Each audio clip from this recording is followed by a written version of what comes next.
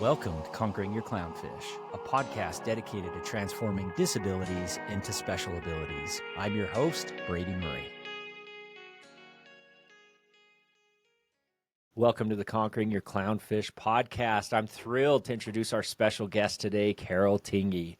Carol is the founder, director of the Hip Hop Homies with Extra Chromies, whose mission is to return a portion of the love our friends with Down syndrome show to all by providing opportunities to live a more fulfilling life while also helping to teach others of their amazing gifts. Carol was introduced into the disability world as a high school student when she had the opportunity to serve in the special needs classroom, and she quickly realized she was the one that would be helped and served by them. Carol, great to have you on the show. Thank you. Happy to be here. Yeah, so I have to give a little bit of my background with Carol and the Hip Hop Homies. I was first introduced to the Hip Hop Homies last year in Phoenix at the Down Syndrome Conference. And so there's it's the National Down Syndrome Convention. There we go, where everybody comes from all over the nation and even kind of the world to be able to meet. And it was on the main stage that I got my first exposure to the Hip Hop Homies, and what a treat it was. And so since then, I started following them on Instagram.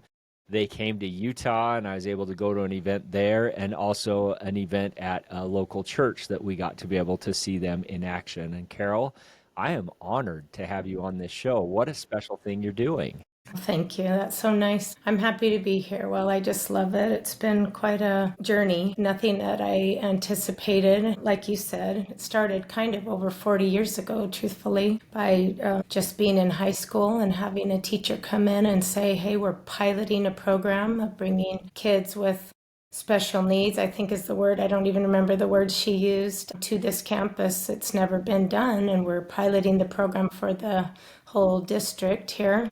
And she said, I'm telling you guys as the leaders of the school, we need you to watch out for them. We are not sure how this will go. And, you start kind of going, oh, yeah, I guess we don't have anyone here like that. And you just start to have some awareness. And she said, I'd love for you to come in and meet the kids if you'd like to, or volunteer in our classroom, or make room in your schedule, whatever. We'd love it. We're trying to get this program going. And so I had a little something inside of me just jump, and I thought, yeah, I'd like to do that. So I remember making my way over to room 401 and ignorantly thinking that I could go in and help and serve these kids in there. And as I always say, often, but with all sincerity, I found I'd be the one that was helped and served by them. And it was truly life-changing as a high school student to go and learn who these people were and to feel their love. And the teacher in there was amazing and a fantastic mentor and an amazing person to help with that bridging and to teach. She was amazing. And so that's where it began. Truthfully, the Hip Hop Homies in theory began over 40 years ago because it was at that point that all that class became very dear friends to me. And we had parties at my home and we went to games together, and they just became a part of my life and part of my home and family. And they have been so ever since. Matter of fact, two of the boys from that class were the best men at my wedding, and they both are now in their late 50s, and both have lost their parents and have been just the dearest friends to me ever since. And so I always say what a blessing, but my own children, my own biological children, don't know life without them. They were part of my life before my own children came along, and what a blessing that's been. It was then that I realized there's never a better dance party than with my friends with Down syndrome. Everybody loves to dance, and the beautiful part about them, and something they've taught me right off the bat, was they dance because they love to dance and not because they're the best at it. Yep. I've never once in 40 years with all my friends, over 60 homies now, I've never once heard any of them say, I'm not a good dancer, I'm not good. They can get a little nervous to be on stage, but it's not about if I'm a good dancer. They dance because they love it. And I think to myself, What a beautiful principle, right? And I try to help other youth learn that sooner than some of us adults do, to do things because you love it. Don't do it because you're the best at it, because comparison is the thief of joy. And you'll miss out on all these wonderful things. And don't do things because others think it's cool. I think so many of us determine, oh, that won't be cool if I'm in that club or if I do that thing. And the truth is, they do the things they love. And so they dance. And I always say there's a wide range of talent in our group. And you might think that sounds mean, but they don't care. They dance because they love it. And that teaches us a lot.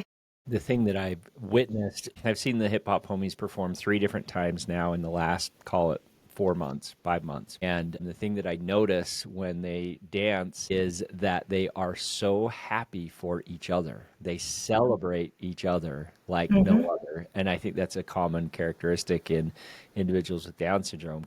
Comparison is the thief of joy. I'm going to write that down. That's a great quote there. That's Theodore Roosevelt, not Carol Tingey. I'll give But it is. both of you credit on that. And so I have to go back, you're 15 years old. When I was 15, I just think of where my mind was and what I was focused on. And it was pretty much anything that was self-focused. Like that's what I was focused on. Anything outside of that was not really a focus. And so I can sense though that you felt something right from the get-go with this and with this group. And I'm curious if others of your classmates had a similar experience or if this was maybe a little more special to you. Well, I would say there wasn't a lot of other volunteers that went in. So there weren't other kids that went in and took, change their schedule or went in to volunteer. I know they watched out for them, but there's something, some people are drawn to one thing or another and some have a different feeling toward it. Doesn't mean that people are bad or wrong. It just happened to be something that I think was divine intervention for me. I'm just so grateful for the divine intervention in my life at that time. It's been life-changing. So, it was a blessing for me and just probably what I needed. I mean, I know it was what I needed, but probably for me, so. We're gonna go from treading shallow water, and we're gonna go into the deep end a little bit here initially, right out of the gates in this episode. I want to ask you what do you think that is your draw there? Because for me, my son was born with Down syndrome, and so Down syndrome chose me, but you chose Down syndrome. And so what do you think that is the draw for you? I've thought about that a lot because I love the way their brains work. I just love the way there's just so many amazing things about them that I've learned over the years. I love their emphasis on relationships and people. I always say you can't rush perfection. And if you want to get somewhere quick, I've tried it many times, and there's another hug that needs to be given or another word that needs to be said, it just is. And I just have to remind myself, because we get so, we're multitasking and trying to fit in all these things and doing all these things, and we just forget sometimes the most important things. And that's one beautiful thing that I tell the story about Parker and his dad. Going on a hiking Havasu, probably one of the most beautiful hikes ever, and a hard hike. And his dad tells the story of starting off and like, come on, Parker, come on, let's go, come on, and trying to get him to rush along. And finally realizing that Parker was doing it right. Parker had his head up and was looking at these beautiful creations and taking it in and hiking. And I always say it's just amazing.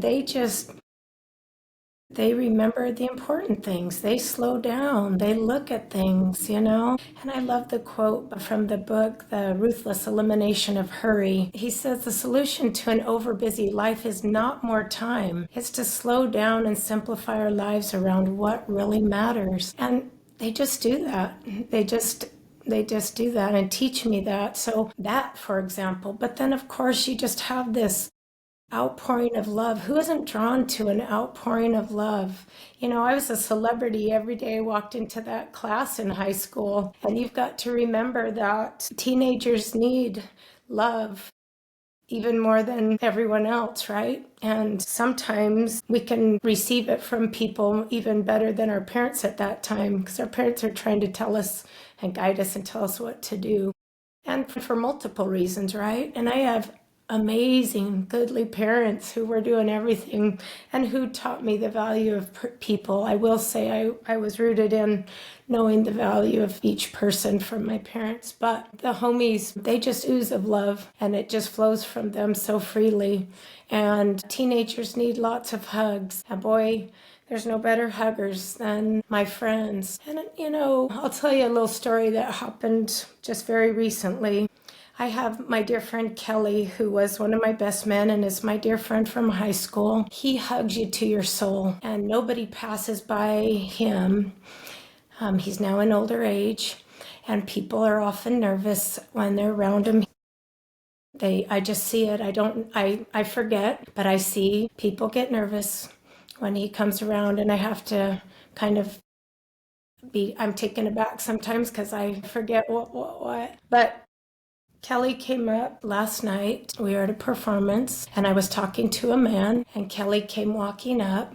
And of course, this man kind of looked, and Kelly, as Kelly does, just wrapped his arms around him and put him in a hug. And this man said, "Men don't do that. Men don't do that. They do this." And he put his hand out to Kelly. And I thought, no, men do that. Real men do that. Kelly just showed you what a real man does. And Kelly hugs everybody. And like I said, it's sad to me. You have Fred Rogers, Mr. Rogers, give the most amazing quote about disabilities, saying, "I'm not sure who really is the one with disabilities, the ones who don't know how to love or don't know how to express or receive that love." A disability can be in many forms, but certainly they don't have any disability when it comes to that. They don't withhold love. They forgive easily. Yeah. And I've even had a parent say most honestly and so humbly, "I probably am much harder on my child with Down syndrome because they will always forgive." Yeah. And that's an honest statement. And believe me, I get to be an outside observer to many families and to many parents. And I know everyone, just like myself as a parent of typical children, are trying their best. But I see the best in some parents, and I see some things that are really hard too. Sure. No, Really hard. Yeah. I've seen that. This is actually a really when I do these podcasts, it's very positive because so many times impressions and thoughts come to my mind as I observe and I listen, and I have lots of perspective and different guests and different opinions and so forth. But there's something very unique about you, Carol, in I would say your sensitivity to what I would refer to as the superpower or the divine potential, the special ability that individuals that you surround yourself with, in this case, these individuals who have Down syndrome, embody. And you're very sensitive to that. And I think that that is a gift that you most likely were born with. That is something that you have that is a unique thing about you. And so very much on the spiritual realm, I sense that. It's a very deep core seated root of who you are and your divine identity. So you're born and raised in Arizona. You're a native to the Mesa area. You're very much a faith-driven individual. From what I gather, Carol, you're a conservative individual and you are somebody who is quick to the spirit. So where did the idea of starting a hip hop group start, and how did that transition exactly happen? I'll tell you, it for sure wasn't my own idea because I have no roots in dance. I'm not a dancer. I was not a palmy. I did not do dance class, nothing. And honestly, when I got my own 6 children, my last baby was a preemie and was very sick. And for a long time, we were just in survival mode. And when everyone got a little settled in school and I had little cracks of time where I knew I could give back a little bit, I started to really think and pray about what I could do with that time. And, I thought I could work, but I don't want to just work to work. I want to do something where my passion lies. And I knew it was here, but what exactly was that? And so I did a little volunteering and stuff like that. But as I was praying about it and thinking about it, the thought came to start a hip hop group. And of course, I knew that wasn't my own thoughts. And I knew that there's never, like I said, a better dance party. And I love dancing with them. Believe me, I am terrible. And like I said, I've learned to dance because I love it, because believe me, it's not my talent. But I just gathered up some of my friends. I talked to parents. I said, hey, I'm thinking about just doing a little hip hop class. I called a dear friend who was a young adult who is a hip hop teacher. And I said, hey, I have this idea. And she's amazing. I called Mariah and she said, oh, I'm in. So we started this class, and I'm telling you, what a blast. I mean, every week, just, they're dancing, and, our kids need fitness, and so the goal, of course, of it was fun and fitness and friends. And so that's kind of our motto, fun and fitness and friendship. And so we got together and we just started dancing. Well, I mean, it was more than I could tell you. It was just a blast. Like everyone looked forward to it, right? And it was so much fun. And so what happened is somebody else would hear and they'd call and say, well, I have a sister. She would love that. Sure. And somebody else, hey, my cousin would love this, and they'd hear about it. Sure. Well, it just started growing like that. And pretty soon we were busting at the seams with this class. And I said, whoa, we've got to, I want to be able to make sure we have enough time and attention for each, and that it's not just, it's always chaos. It's always fun chaos, but just chaos. So mass chaos. And so we kind of capped the class. And I thought that's kind of where it would go. But then people kept reaching out. And just over time, after another year or two, I started another class. And then that filled up, and started another class, and that filled up. And people reach out. And I want everyone that wants to dance to be able to do so and to be a part.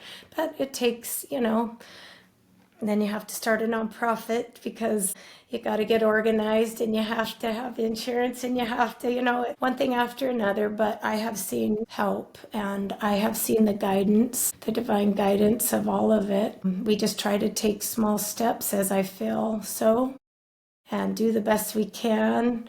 And like I said, we never started this with seeing where it would be. It was never with the intent to perform.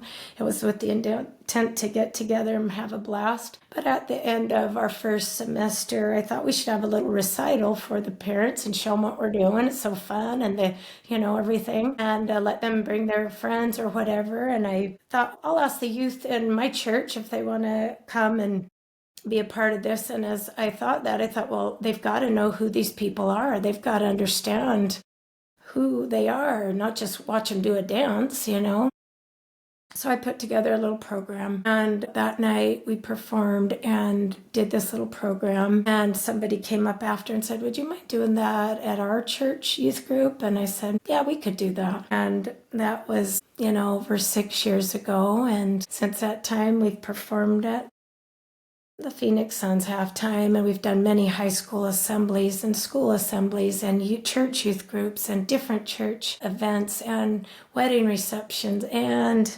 the National Convention and Special Olympics, Arizona, and company parties. And we've got some of those coming up now, Christmas parties that we have yet to do, but just so much fun.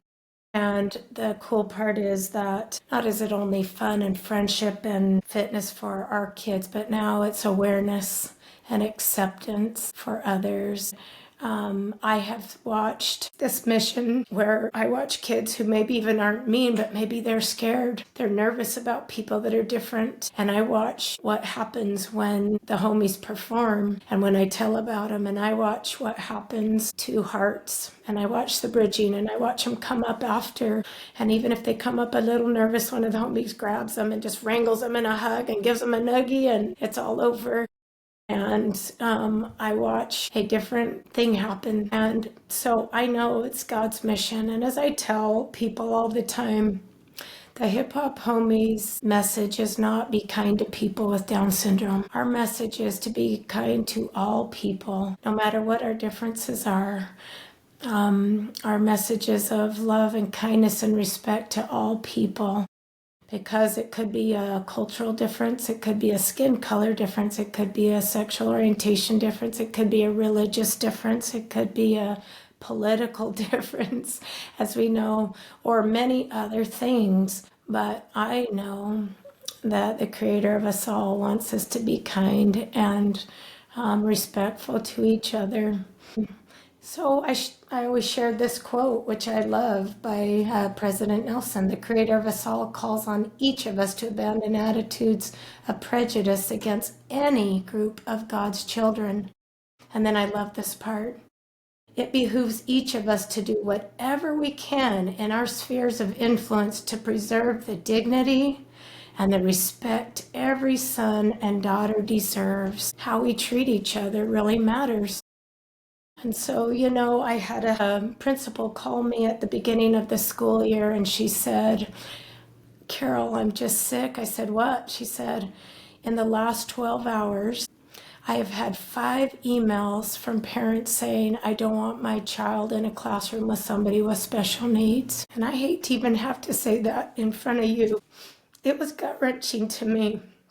I wept and I said, "You're kidding me." But you know what? The truth is, the best education I ever got was in room 401 at my high school. And all the race and climb to be the best and the most educated and to have all the accolades. Now, all the letters behind your name, wonderful. Those are good pursuits for education, but the best education any of us can have while here on this planet will be about learning how to treat each other. And I can tell you that my friends know how to do that.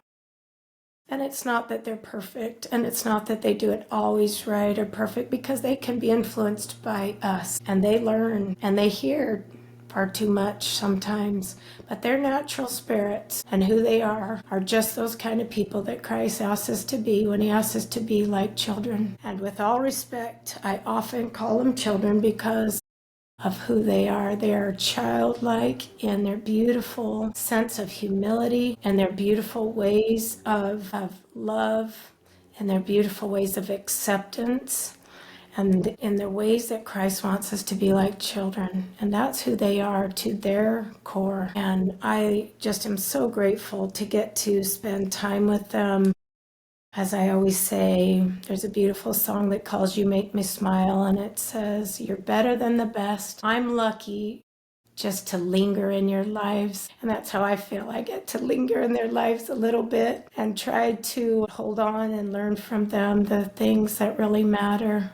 Like you said, we see this all the time, right? In Special Olympics, there's a race going on, they're running, somebody falls, and what do? They all run back and help the person up, right? And what is our instinct without them is to win, to be the best, and I mean that in life, right? Push forward, be aggressive. Everything is a race, but there's no competition. Yeah. There's no competition. It's about walking each other home, and they know how to do that. Yeah, these feelings that I have as we visit, as I had shared, I'd seen you guys 3 times, and something that's unique about your performance is the dancing is fantastic, and to be able to see them interact, and that's awesome. But Carol, the part that is especially unique and special is when you bring them up on stage and you put your arm around that individual as an individual, and you talk about them and you talk about what they mean to you and how they've impacted your life and the good work that they're doing. And this is the best advocacy work, honestly, that I can imagine that we could possibly be doing, having fun with the dance, but also showing that divine light and gift that they have. And you do have a very, I've said this already, but you have a very natural talent and ability that that you can explain and you can portray in words what we are all feeling that we have a hard time explaining or even identifying what we're feeling. but you have a very special way of being able to say in words and describe what we are all feeling as we watch and interact with individuals that have Down syndrome. And so I'm thankful that you have leaned into that gift that you have. I always believe that our lives are divinely orchestrated, and I know that. And if we're willing to follow those feelings that we feel in our heart, when those opportunities come about, we will be led to our divine life purpose. And yours really started at the age of 15, and look at you now. So I have to ask, I mean, the demand is growing significantly. You're in Arizona, but you're traveling all over. And there's a lot that goes into this when you're talking about adults with Down syndrome and traveling. And I mean, Yeah. there's just a lot that goes into this. And so I'd love to hear about your plans to the extent that you can share for the future and what that vision is for the hip hop homies. Yeah, I have lots of dreams and thoughts and ways I'd like to, or more things I'd like to do, right? And but you're right. It is we definitely have growing pains because how do you expand that with the integrity that you want it to have? And I've had people say, I want to do that and whatever, and I've thought of ways to grow it and everything like that. But Brady, it's so important to me, the integrity of it. Like, I have to know that that taken care of, everything's, there's a lot of parts to that, and then the growing pains, but I want everyone to dance that wants to dance, and there's a lot of parts to it. So I'll just say that as I pray about it and as I try to move carefully and to be guided in which way to go and how to do it. And I always say, if I feel that we're done next week, or if it's more than can be for my family and my situation, then that's where it'll be. And when I get feeling too much pressure and I'm not enjoying what I love the most, then I say, whoa, whoa, whoa, I'm backing this up right now. Because what I want to do, all I want to do, truthfully, Brady, is I don't want to worry about any of the nonprofit stuff. I don't want to worry about one bit of any of that stuff. It's not even my wheelhouse. I don't care about it. What I want to do is be with the kids and dance and share who they are. Yeah. And so, I mean, the rest is, anyone that knows that's just a big headache and pain to me.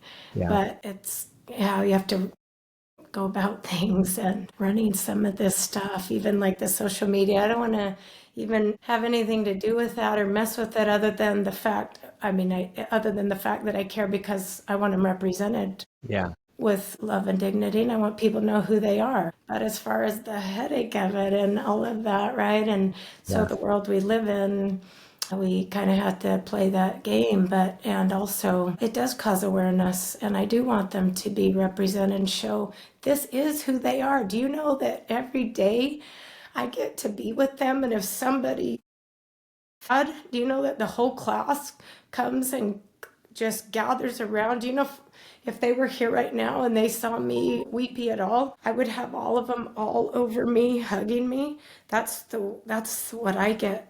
That's the blessing of my life. That's who I get to see. I get to see real compassion. I get to see without agenda. They just love like that. And it's beautiful. And that's who they are. And so, yeah, this is who they are, world. If you think there's nothing to learn from them, if we think there's a greater than, less than, if we think there's a disability, I've got news for you. You got to look a little bit harder. You've got to open your eyes to the truth here. And yeah. The thing that I've observed and witnessed now is the dancing is far secondary as to what really is happening. The dancing is actually a tool. It's an instrument. It's a way to open doors. It's a way for you to be able to perform at halftime for the Phoenix Suns. It's a way for you to get a platform to ultimately share the real message. That real message is exactly what you have been sharing in our conversation.